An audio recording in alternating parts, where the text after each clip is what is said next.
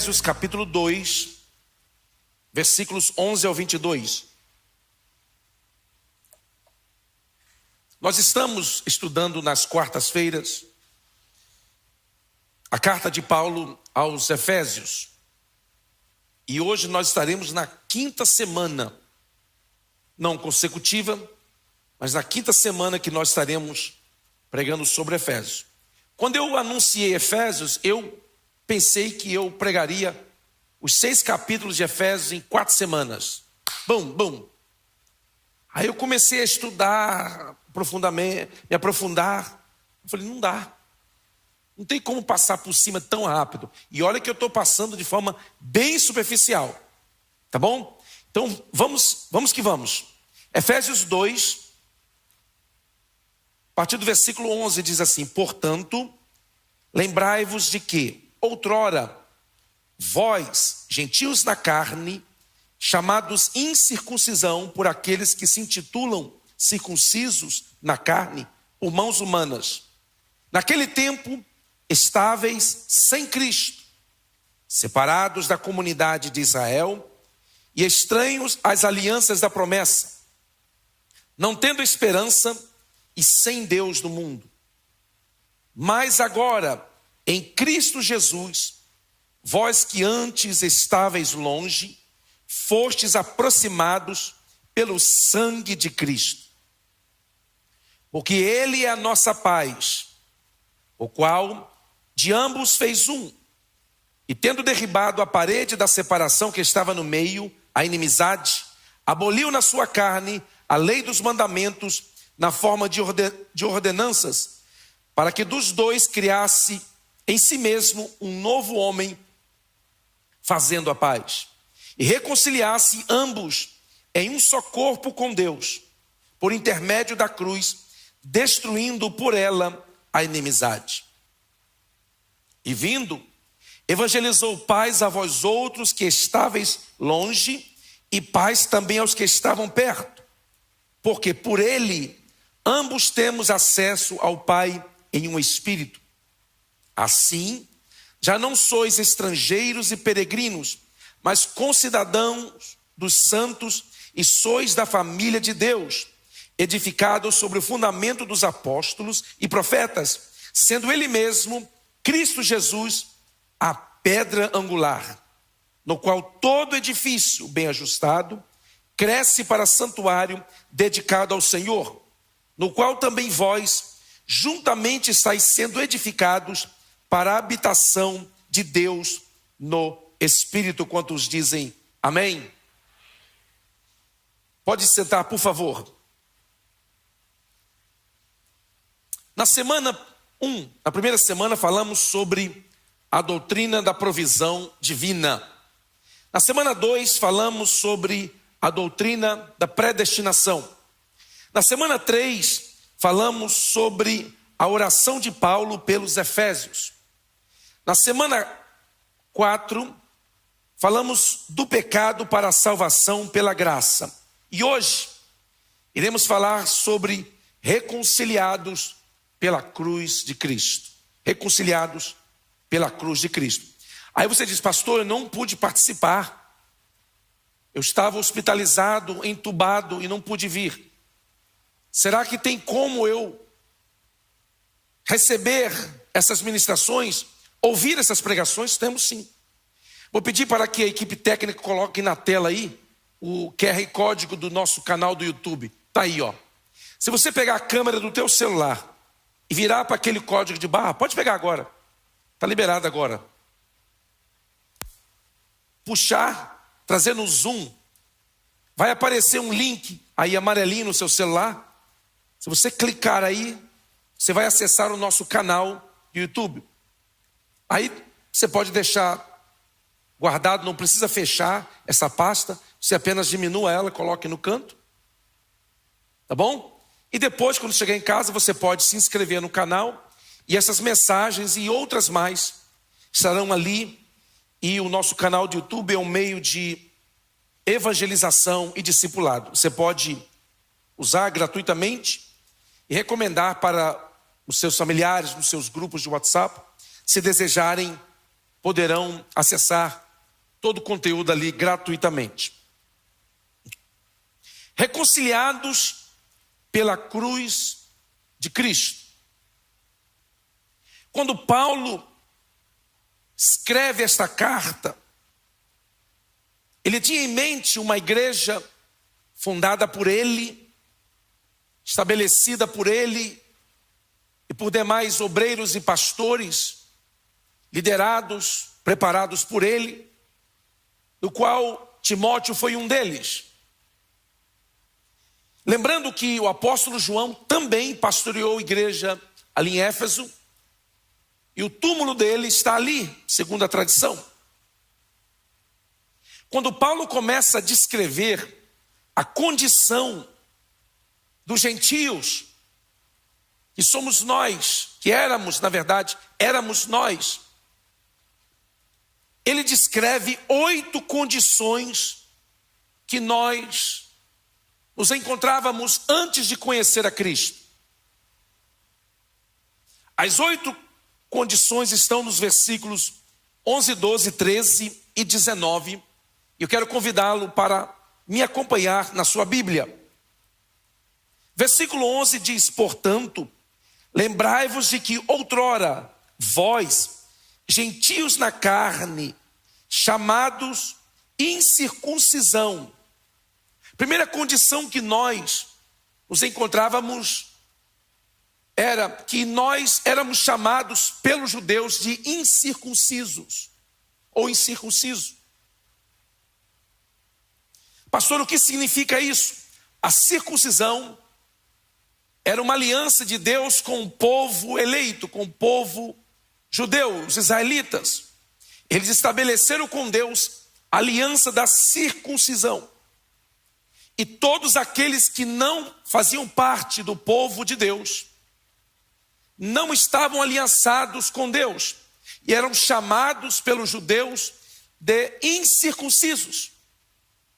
O exemplo bíblico bastante conhecido é o caso de Davi e Golias. Vocês lembram como Davi identifica Golias, chamando de incircunciso, alguém que não tem Deus ao seu lado, alguém que não tem aliança com Deus.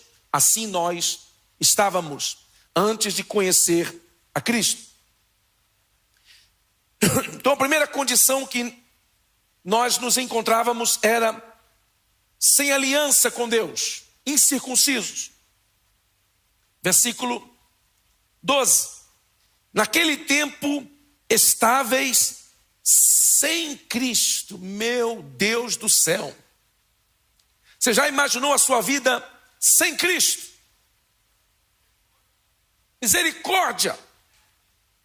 Nós nos encontrávamos sem Cristo, não tínhamos o Messias Salvador, não tínhamos acesso. O versículo continua: separados da comunidade de Israel. Nós estávamos à parte, nós não fazíamos parte do povo escolhido. Estranho às alianças da promessa, não conhecíamos a aliança de Deus, feita com Abraão, com Isaac, com Jacó. Não conhecíamos, não fazíamos parte do povo escolhido por Deus. Não tendo esperança, estávamos em total desespero, desesperados, desesperançados. Estávamos separados, estávamos sem Cristo, não tendo esperança e sem Deus no mundo. Meu Deus do céu, olha a situação que você e eu, olha a situação que nós nos encontrávamos antes de conhecer a Cristo. Tudo isso aí nos descreve antes de conhecermos a Cristo. Versículo 13 diz: mas agora, faz assim, mas agora, aleluia, Que versículo maravilhoso. Mas agora. Aí ele começa a descrever, mas ele ainda dá algumas condições. Agora em Cristo Jesus, vós que antes estáveis longe.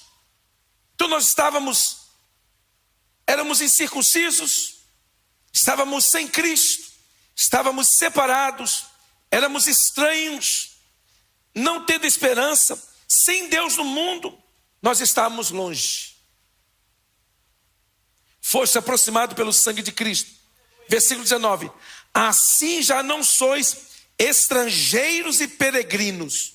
Nós éramos também estrangeiros e peregrinos. Não tínhamos parada. Não tínhamos destino. Não tínhamos lugar de nos estabelecer. Mas agora, você pode glorificar por esse versículo? 8 condições que nós nos encontrávamos: incircuncisos, sem Cristo, separados de Deus, estranhos às alianças da promessa, não tendo esperança, sem Deus no mundo, estáveis longe. E 8, estrangeiros e peregrinos. Mas agora o que, pastor? Agora não somos incircuncisos. Por quê?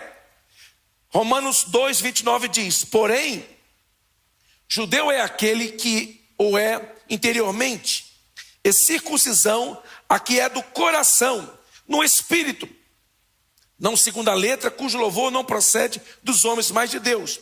Agora, nós não precisamos circuncidar no nosso corpo, porque fomos circuncidados no nosso coração.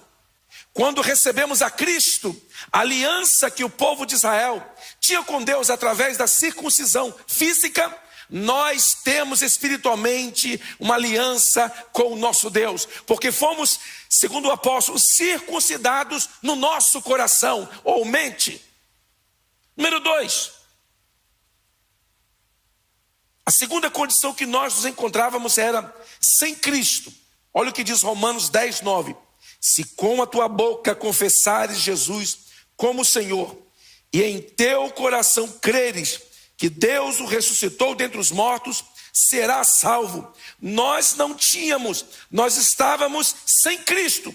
Agora, a palavra de Deus diz: se com a nossa boca nós confessarmos o Senhor Jesus Cristo, e no coração cremos que Deus os ressuscitou dentre os mortos, seremos salvos. Quantos já confessaram o Senhor Jesus?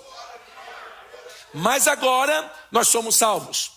Antes nós estávamos sem Cristo, mas agora nós temos sido encontrados por eles. Quantos foram achados por Cristo? Levante a sua mão e diga graças a Deus.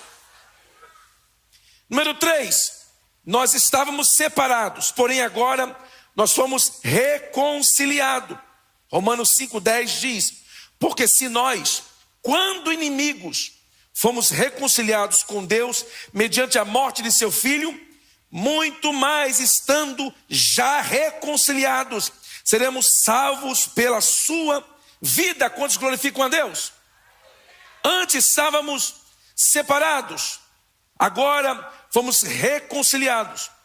Número 4, somos herdeiros de todas as promessas. Antes nós éramos estranhos às alianças da promessa. Agora, Romanos 8,17 diz: ora, se somos filhos, somos também herdeiros, herdeiros de Deus e co-herdeiros com Cristo. Se com ele sofremos, também com ele seremos glorificados. Eu e você somos herdeiros do reino que Cristo herdou do Pai. Nós somos co-herdeiros com ele. Imagine só, eu e você antes estávamos sem Cristo, incircuncisos, distantes, sem herança. Agora fomos reconciliados e ganhamos o reino espiritual que Cristo conquistou para nós, e nós somos co-herdeiros com ele. Meu irmão, é muita coisa. Número 5, antes nós não tendo esperança, diz o apóstolo, agora temos esperança. Romanos 15, 13 diz: e o Deus da esperança vos encha de todo gozo e paz no vosso crer, para que sejais ricos de esperança no poder do Espírito Santo. Quem é rico de esperança aqui? Tem algum rico de dinheiro também aí? Glória a Deus também pela sua vida, se você pode levantar a mão. Tem muito rico pela fé. Mas estou falando de rico de dinheiro mesmo. Mas se você diz, pastor, eu não sou rico financeiramente, não tenho grandes riquezas, patrimônio, não tenho. Eu tenho uma boa notícia para você. Você é rico e não sabia. Por quê, pastor? Porque a Bíblia diz que nós somos ricos de esperança. Quantos são ricos de esperança aí? Levanta a mão e diga, eu sou rico de esperança. Número 6. Antes nós estávamos sem Deus no mundo, e agora? João 14, 23 diz, respondeu Jesus, se alguém me ama, guardará a minha palavra, e meu Pai o amará, e viremos, está no plural, viremos, quem? O Pai, o Filho e o Espírito, viremos para Ele e faremos nele morada. Antes estávamos sem Deus no mundo, agora nós temos Deus habitando dentro de nós. Na antiga aliança, Deus habitava dentro de um templo, mais exatamente em cima da tampa de uma arca. Deus habitava ali continuamente. E a Bíblia diz que um homem, o sumo sacerdote, entrava neste lugar uma vez por ano. E quando o sacerdote não cumpria os rituais de purificação, quando o sacerdote não estava com a sua vida diante de Deus, ele morria ali fulminado na presença do Senhor. E o pecado do povo não era expiado, tinha que se esperar o ano seguinte para que outro sumo sacerdote pudesse entrar. É por isso que quando o sumo sacerdote entrava no lugar santíssimo, uma vez por ano, eles amarravam uma corda na cintura dele. E a sua veste sacerdotal era ornamentada com romãs e sinos, lá embaixo na orla, que faziam barulho, que o salmista chama de som festivo. Quando o sacerdote entrava, o povo ficava ouvindo o barulho do som festivo. O barulho do som festivo com a corda. Quando aquele barulho parava, entendia-se que o sumo sacerdote havia morrido. Então ninguém podia entrar lá para tirar, tinha que ser puxado com a corda. Uma vez por ano, um homem tinha o direito de estar na presença imediata de Deus. Mas agora,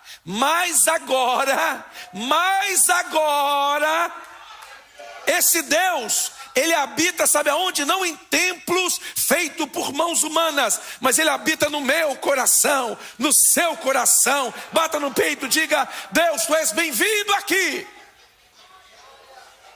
Antigamente eles carregavam a presença de Deus numa arca de madeira coberta por ouro. Hoje você é a arca, você carrega a presença de Deus. Onde quer que você estiver, a presença de Deus está em você.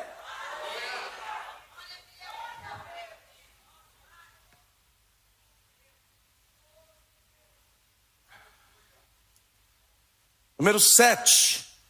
Antes, diz o apóstolo, estáveis longe. E agora, estamos perto. Olha o que diz Filipenses 4:5. Seja a vossa moderação conhecida de todos os homens. Perto está o Senhor. Ele está perto. Você consegue perceber a presença dele? Você consegue? Você consegue sentir a presença dele? Ou você está seco igual um mês de outubro na Paraíba? Você consegue perceber a presença do Senhor? Porque a Bíblia diz que perto está o Senhor daqueles que o temem e o buscam. Quem busca o Senhor, quem teme o Senhor. Se você esticar a mão um pouquinho além assim, você vai perceber que o Senhor está perto. A glória dele enche a terra. A glória dele enche a minha vida e a sua vida também.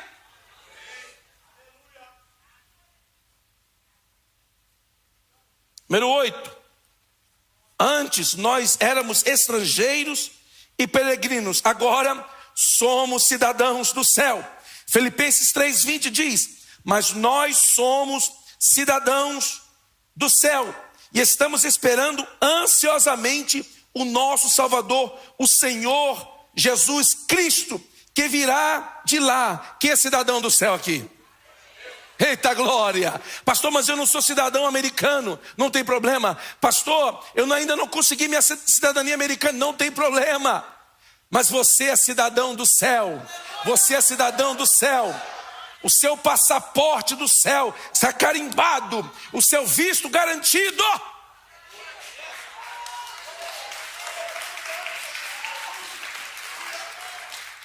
Com essa perseguição do governo americano contra os imigrantes, um monte de imigrantes que tinham green card, começaram a correr para fazer cidadania. Por quê? Porque com green card ainda pode, ainda tem problema, mas cidadão não pode. O máximo que pode fazer é prender e colocar no canto. Por quê? Porque cidadão tem direito de estar. Você tem direito à herança que Cristo conquistou para você.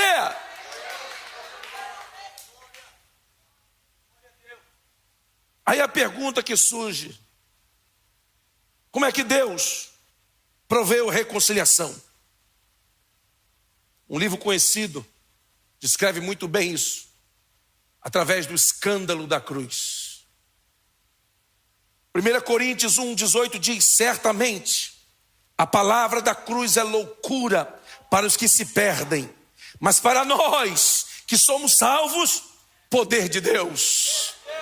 Aprove a Deus salvar o homem pela loucura da pregação. Nós fomos alcançados pela graça, pela misericórdia de Deus. Pela mensagem da cruz nós fomos alcançados. O versículo 16 do texto que nós lemos diz: e reconciliasse ambos em um só corpo com Deus, por intermédio da cruz, destruindo por ela a inimizade. O povo estava dividido entre judeus, o povo que tinha aliança com Deus, e o resto. Os judeus consideravam os gentios como cães, como cachorro vira-lata. Os judeus não respeitavam os gentios, tratava todos os gentios com desprezo. Por quê?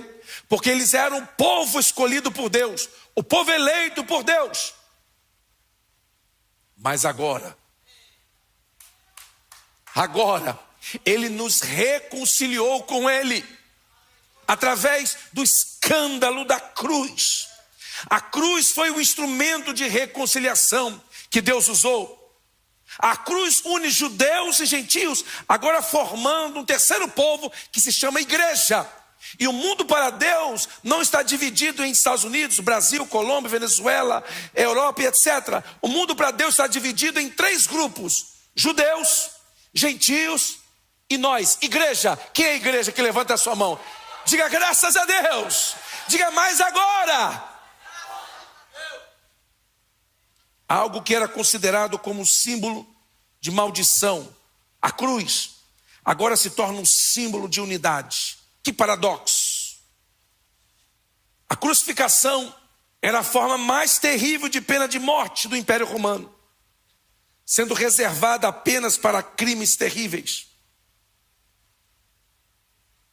Mas este foi o preço que Jesus pagou por nós, porque os nossos pecados eram terríveis diante dele, e a punição pela nossa redenção foi a cruz que ele teve que enfrentar. Aquela cruz, na verdade, não era dele. Aquela cruz, na verdade, era minha. Aquela cruz, na verdade, era sua. Você e eu, nós merecíamos ser crucificados naquela cruz, porque o salário do pecado é a morte. E nós pecamos e destituídos fomos da glória de Deus. Aquela cruz era minha, era sua. Dele não era, porque ele nunca pecou.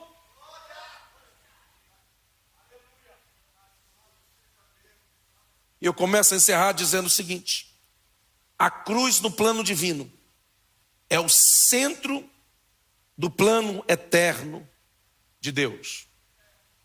Um certo pregador de um dos grandes avivamentos, Martin Lloyd, ele pregava respeitando todas as regras da homilética, da hermenêutica bíblica, da exegese. Seus sermões bem preparados, bem construídos. E ele se orgulhava disso, porque todos o tinham com grande respeito, porque ele realmente sabia se comunicar de forma eficiente. Mas alguém em determinado dia disse: Martin Lloyd, seu sermão é muito bonito, muito bem preparado, na verdade, mas está faltando o principal. Aí ele diz: o que está faltando? Você não fala sobre a cruz de Cristo, porque era símbolo de maldição e de vergonha. Mas a mensagem central do Evangelho está na cruz de Cristo. E este pregador buscou todos os livros que havia na época que falassem sobre a cruz de Cristo. E começou a estudar, começou a procurar, a conhecer, para entender o valor da cruz no plano eterno de Deus. E ele, antes de morrer, se tornou um dos pregadores mais profundos sobre a cruz de Cristo. Passou o seu tema principal do seu ministério e pregou até morrer sobre a cruz de Cristo, o plano central de Deus para reconciliar o homem, a raça humana, com Deus. Desde o eterno passado, a cruz fazia parte do plano da redenção da raça humana. Olha o que diz Apocalipse 13:8. E adorá-lo-ão todos os que habitam sobre a terra, aqueles cujos nomes não foram escritos no livro da vida e do Cordeiro, que foi morto desde a fundação do mundo. Antes de Deus criar a terra, antes de Deus criar os planetas, no plano eterno de Deus, a cruz já fazia parte. Por quê? Deus não esperou o homem pecar para ele providenciar a salvação. Porque nada pega a Deus de surpresa. Antes dele criar o homem, antes do homem pecar, Deus já havia providenciado a redenção. Quantos glorificam a Deus? Antes do homem ser ferido pelo pecado, Deus já tinha providenciado a solução, a cura, o remédio, a salvação, o Cordeiro de Deus, que foi morto lá no eterno passado. Quem sabe, quando Deus revelava os seus planos para os anjos, quando Deus comunicava o que ele estava prestes a fazer, lá atrás, quando ele mostrava, ele revelava a sua vontade, o Cordeiro de Deus foi morto desde a fundação do mundo.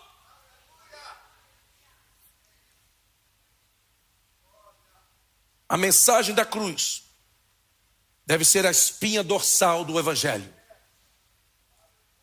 Hoje, por causa da internet, do fenômeno das redes sociais, parece que os pregadores não querem falar muito sobre a cruz de Cristo, nem sobre o sangue de Jesus. Por quê? Porque incita a violência, incita a agressividade. Mas eu tenho uma notícia para você: a mensagem principal da igreja Aba é a mensagem da cruz de Cristo. Nós jamais seremos iludidos por esse sistema humano que quer se comunicar de forma agradável, atrativa, de forma que não venha confrontar ou ofender ninguém. Não, nós não temos propósito de ofender as pessoas, mas nós precisamos pregar a mensagem da cruz, porque foi pela cruz que nós fomos reconciliados com Deus. Segundo lugar, o lugar da crucificação era acessível. Os filmes de Hollywood criaram a ideia de que a crucificação se deu no monte muito alto. Até o filme de Mel Gibson foi um grande filme. Mostrava o Monte Calvário, um lugar muito alto, um lugar distante. Muito provável, as pessoas mais velhas não conseguiriam ir até lá. Pessoas doentes não conseguiriam ir até lá. Pessoas com dificuldade de locomoção jamais conseguiriam ir até lá. Mas não é isso que o texto bíblico diz. E quando você visitar Israel, nós vamos explicar para você direitinho, mais ou menos o lugar. Olha, eu vou te mostrar. Aqui, daqui até ali, era o lugar da cruz. Era um lugar de uma passagem, onde as pessoas passavam regularmente. Pastor do céu, e aquele monte Caveira. Jesus não foi crucificado lá em cima do monte. O monte era chamado Caveira, porque eram pequenas montanhas que tinham a principal com o formato de um crânio. Mas tudo aquilo fazia parte do monte Caveira. Eu vou te mostrar na Bíblia que eu tenho a razão, e de que você pensava o contrário, você está errado, e eu estou certo, e eu estou com o microfone. Mateus 27, 39 em diante. Olha aí, abre aí. Mateus 27. Ah, pastor, fui na igreja, fica lendo a Bíblia. Ué, você veio aqui para quê? Para ficar surfando na rede social? Para ficar checando e-mail? Diga, sai fora. Opa, não falou muita gente, eu entendo. Mateus 27, 39 diz: os que iam passando blasfemavam dele, meneando a cabeça e dizendo: ó tu que destróis o santuário, e em 3 dias o reedificas, salva-te a ti mesmo, se és filho de Deus, e desce da cruz. De igual modo os principais sacerdotes, com os escribas e anciãos, escarnecendo diziam: salvou os outros e a si mesmo não pôde salvar-se. É rei de Israel, desça da cruz e creremos nele. 43, confiou em Deus, pois venha livrá-lo agora, se de fato lhe quer bem, porque disse: sou filho de Deus. Você está vendo aqui o povo passando? Era uma passagem, era uma estradinha. E num lugar um pouco elevado, talvez dessa altura do chão, ele foi crucificado, e as pessoas passavam e olhavam para ele, e diziam isso que está no texto. Alguém disse: pastor, mas por que então que a cruz era um lugar tão acessível? Porque a mensagem da cruz é para todo mundo. Todos têm acesso à mensagem da cruz. E a missão da igreja é falar para o mundo inteiro sobre a mensagem da cruz. Meu irmão, se você quiser falar de alguém, fale de Jesus.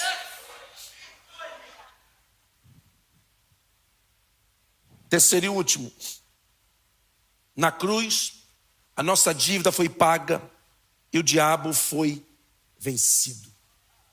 Olha o que diz Colossenses capítulo 2, a partir do versículo 14. Colossenses, está aí na sua Bíblia. Tem crente que não sabe, ele pensa que epístola eram as esposas dos apóstolos. Não sabem, mas está aí Colossenses. Quando você achar o Colossenses, fala: muito prazer.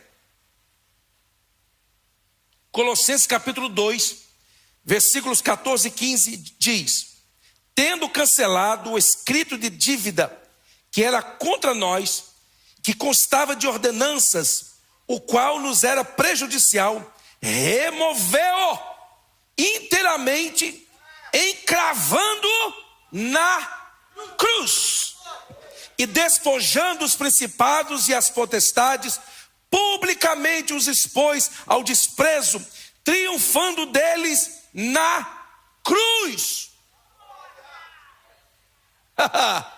Pastor, o que Jesus foi fazer no inferno, nas partes mais baixas da terra, depois que morreu? Meu irmão, ali já é outra história. Ele foi anunciar, não era pregar, porque não há arrependimento para aqueles que foram para o inferno, mas ele foi anunciar, ele fez uma proclamação dizendo: ei, eu sou o cumprimento das profecias. E a Bíblia diz que quando ele ressuscitou o terceiro dia, ele passou e pegou todos os salvos que estavam esperando a manifestação do Filho de Deus, e ressuscitou o terceiro dia, E a Bíblia diz que muitos corpos de santos que dormiam no pó da terra ressuscitaram com ele, apareceram na cidade para muitos.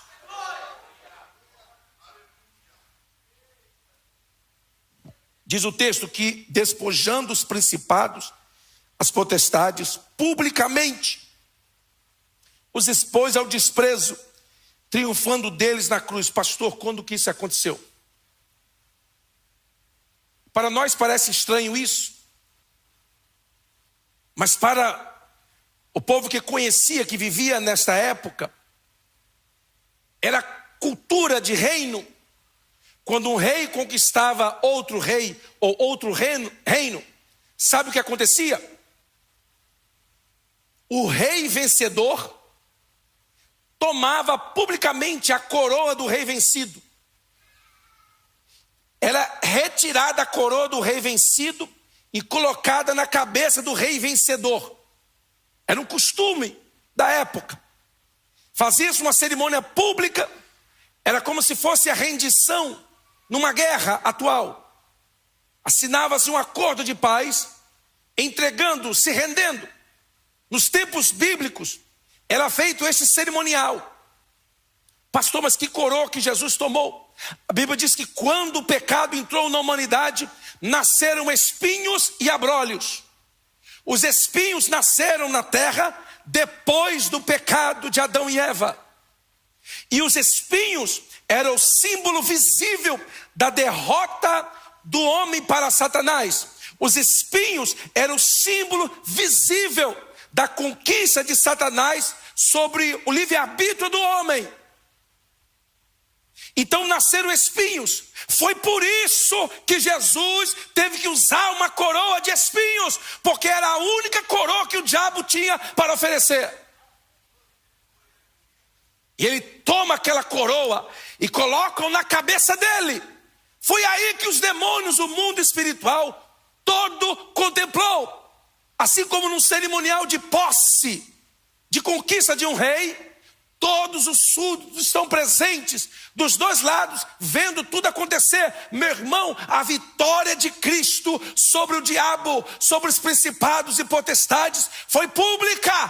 Todo o reino espiritual contemplou a vitória de Cristo. Era a única coroa que ele tinha. Era um símbolo de sua vitória sobre a humanidade. Jesus Cristo disse: me dá para cá. Tomou, conquistou. E a Bíblia diz que ao terceiro dia, ele se levantou pelo seu próprio poder, não podendo ser retido pela morte. A morte não tinha poder sobre ele, porque ele mesmo disse: eu tenho o poder de dar a minha vida e tenho o poder de reavê-la. Ninguém disse isso. É o único túmulo que você visita na terra, e quando você chega lá, você chega no túmulo, em vez de olhar para baixo, você olha para cima. Por quê? Ele não está ali, ele ressuscitou. A nossa dívida foi paga por ele na cruz. A nossa lista era longa e comprida. A nossa cédula, que era contra nós, era longa.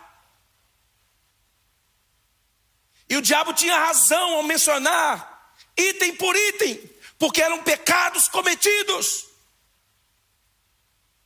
A Bíblia diz que Jesus pegou a cédula que era contra nós e cravou na cruz. Mas pastor, não vi nenhum papel sendo colado, nenhuma promissória sendo colada na cruz. Não, no seu corpo, na sua carne, quando foi pregada na cruz, era a cédula que era contra mim e contra você. Meu irmão, coisa boa é não dever nada. Quem aqui tem zero de dívida? Nem carro. Mas também nem tem carro também. Coisa boa é não dever nada. Você vê a pessoa que não tem mortgage, que não tem carro, prestação de carro, que não deve nada, não tem compromisso mensal. Você vê como essa pessoa anda, você já reparou? Porque não deve nada.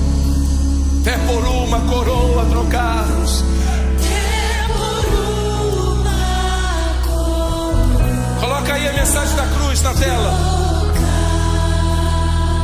Desde a glória dos céus.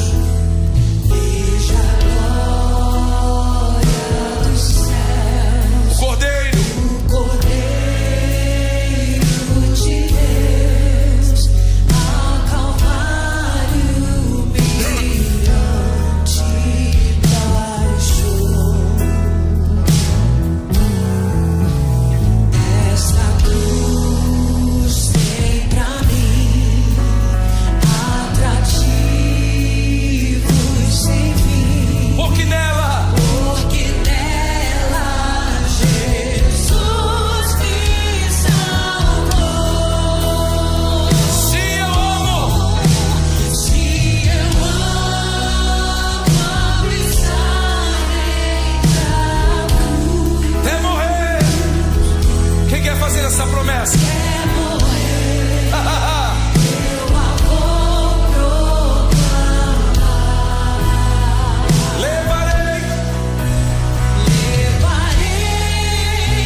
eu também minha cruz.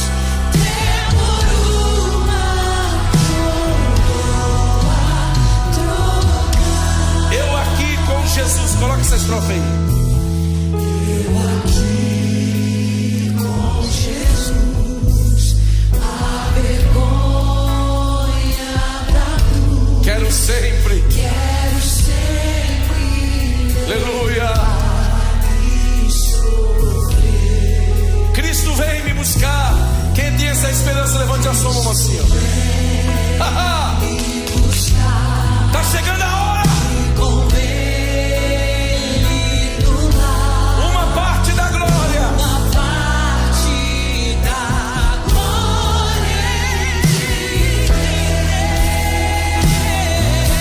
Canta forte, crente.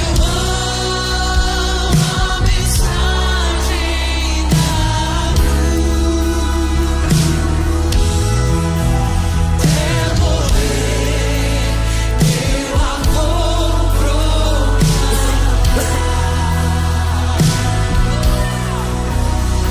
Levarei eu também minha cruz. Temor uma coroa. Quem tem mais de 50 anos de crente aí? Mais de 50 anos.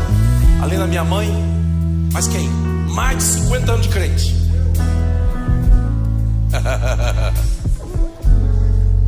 Quem tem mais de 30 anos de crente aí?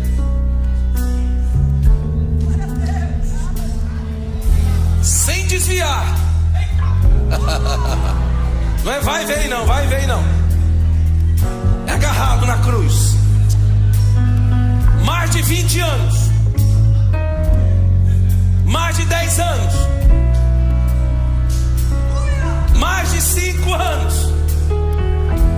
Mais de 1 ano.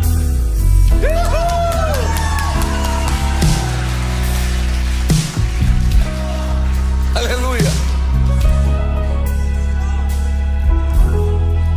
Esse ano vai fazer 35 anos que eu estou pregando o Evangelho. E não parece, né? Mas quando eu me olho no espelho, eu vejo que o negócio está estreitando. E eu glorifico a Deus porque eu tenho cabelo para ficar branco. Tem gente que está perdendo o cabelo. O arrebatamento já começou para alguns. Já está indo levando o cabelo.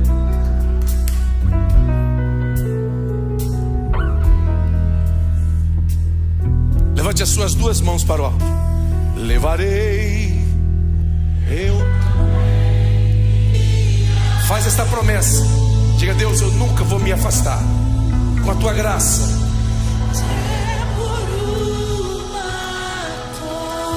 Com a tua graça eu vou permanecer.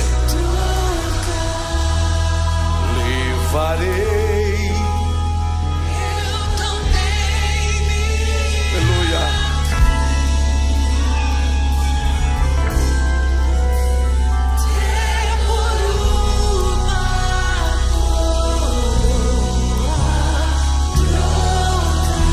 Senhor, nós queremos te dar graças pela cruz de Cristo. Porque a partir da cruz nós temos aliança e esperança contigo.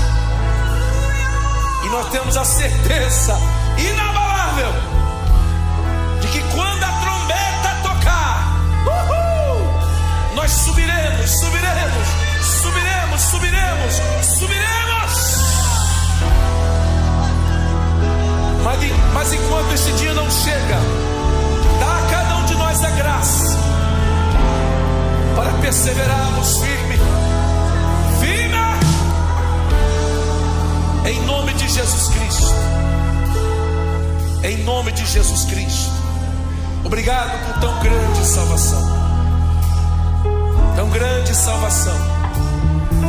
Obrigado, Senhor. Você pode aplaudir o Senhor?